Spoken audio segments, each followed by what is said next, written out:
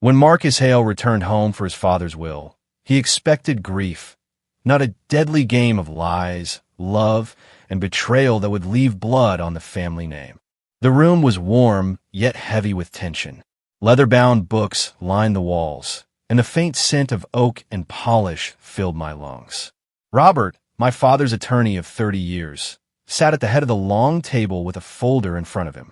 My stepmother, Vanessa, sat to his right, a black silk dress draped elegantly over her frame, her manicured nails tapping a rhythm on the polished oak as if she were already counting her winnings.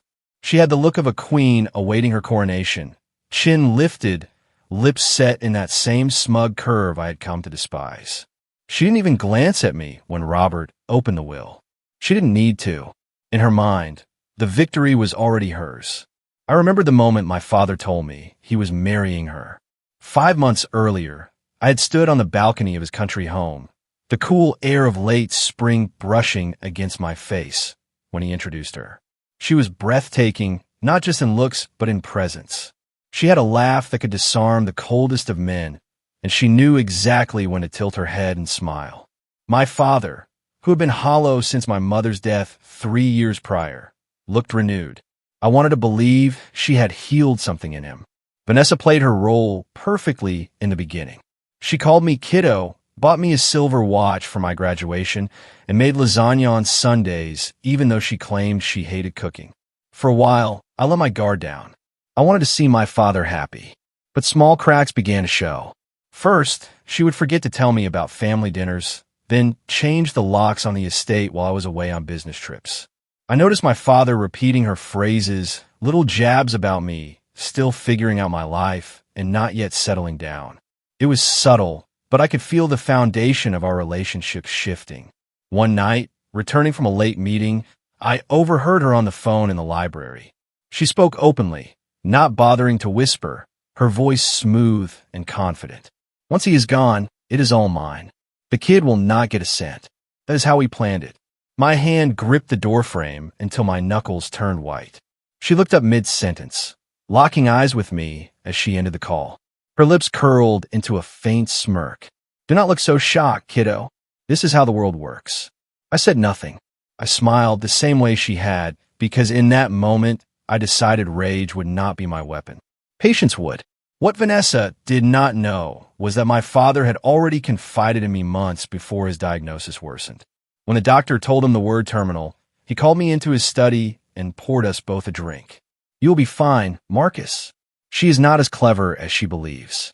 He handed me a worn business card with Robert's name on it. We rewrote his will together, keeping her in it just enough to avoid suspicion, but placing the bulk of his estate into a trust under my control. The key was a single clause buried deep in the legal text, one that would mean nothing to her until it meant everything. When my father passed, Vanessa did not shed a tear. She wore black at the funeral but smiled through every conversation. On the third day after his burial, she was already speaking to a real estate broker about selling several of his properties. She even cornered me in the kitchen, her voice dripping with mock sympathy. Do not bother showing up for the will reading. You're not in it. I simply told her, I will be there. She laughed like it was the most ridiculous thing she had ever heard. Now here we were, in Robert's office. The first part of the will was routine, small donations to charities, bequests to longtime staff members. Then Robert spoke my name, clear and deliberate. Vanessa's smile faltered. And to my son Marcus Hale, I leave full controlling interest in the Hale Trust, including all associated accounts, assets, and properties, except for the residence at 4 Park Lane and a living stipend of $100,000 per year, which I leave to my wife Vanessa Hale. Her head snapped toward Robert. That is it. Robert adjusted his glasses, the faintest hint of a smile tugging at the corners of his mouth.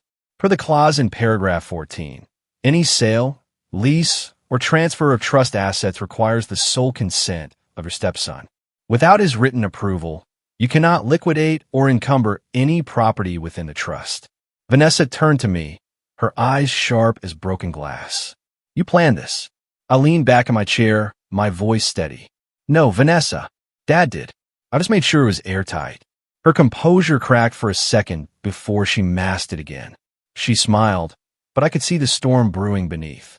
The meeting ended without another word between us, but I knew the war had only just begun.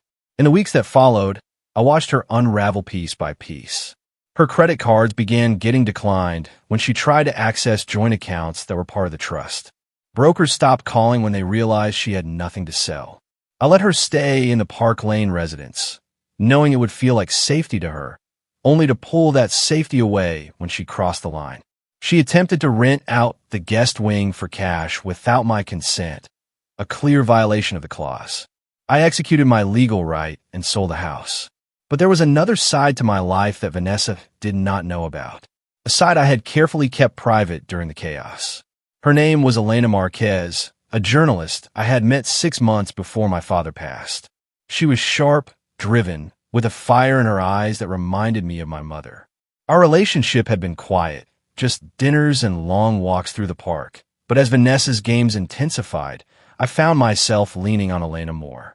She listened without judgment, but I could see her curiosity growing. Elena was not just a partner. She was a seeker of truth. One evening, over wine at her apartment, she asked me if I thought Vanessa's greed was the whole story. I shrugged, but her words lingered in my mind. In the days that followed, I began to suspect that Vanessa's ambitions went beyond my father's fortune. The last time I saw Vanessa in part 1 of this story, she was standing outside the Park Lane gates with a suitcase at her feet. She didn't look at me as I passed, but I stopped briefly. "Guess you were wrong, kiddo," I said. Her jaw clenched, and I kept walking. But as I drove away, a thought struck me like ice down my spine. If Elena was right, Vanessa's greed might have been just one piece of a much larger game, and I had only taken the first move. I had always believed I understood control. Control of a room, control of my voice, control of my emotions. My father had taught me that losing your composure in front of an adversary was like handing them the keys to your fortress. Yet the photograph on my phone, Elena tied to a chair, her face bruised, a strip of duct tape across her mouth, tore at the very core of that discipline. 3 words sat below the image: call it off. I sat alone in my study, the glow from the desk lamp casting long shadows on the walls. The will battles, the clauses, the calculated revenge, all of it had been a game compared to this. This was no longer about legal victories. This was survival, not just for me, but for the one person who had stood by me without asking for anything in return. My first instinct was to call Declan Reeve, my security consultant, but his number was the kind of line that could only remain effective if it stayed cold. Instead, I sent a coded message we had agreed upon weeks earlier. A single phrase through a secure app, full storm. His response came less than a minute later. Coordinates incoming. Do not move without me.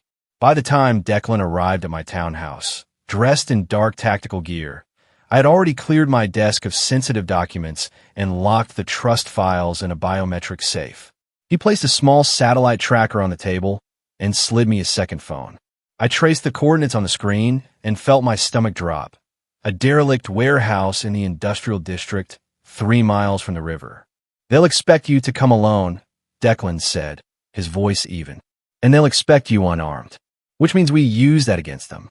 We drove without headlights through side streets until the city's polished facades gave way to cracked asphalt and rusted shipping containers. Declan handed me an earpiece and a small transmitter disguised as a pen. "Keep them talking. Get as much as you can on record. If we can get both Vanessa and Victor to incriminate themselves, we can end this in one strike." When I entered the warehouse, the smell of oil and damp concrete hit me first. Elena sat in the center of the room, her hands bound behind her, a single overhead bulb casting harsh light across her face. Her eyes widened when she saw me, but she did not struggle. Standing behind her was Vanessa, dressed in a tailored black coat, and next to her, Victor Kane, his silver hair combed neatly back, his expression almost pleasant. "Marcus Hale," Victor said, stepping forward as though greeting an old friend. "You've been quite the problem. Vanessa tells me you're a man who likes control. But control is a fragile thing." Vanessa's gaze was cold and unwavering. "You should have taken the deal, Marcus. You think you've won because of your little clause in the will, but that clause means nothing when your life, and hers, can end tonight. I forced myself to meet her stare without flinching. You were never after the house or the trust, were you? That was just the front. Victor smiled faintly. Perceptive.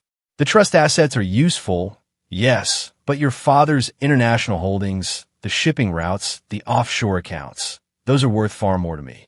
Unfortunately, your signature is required for any transfer.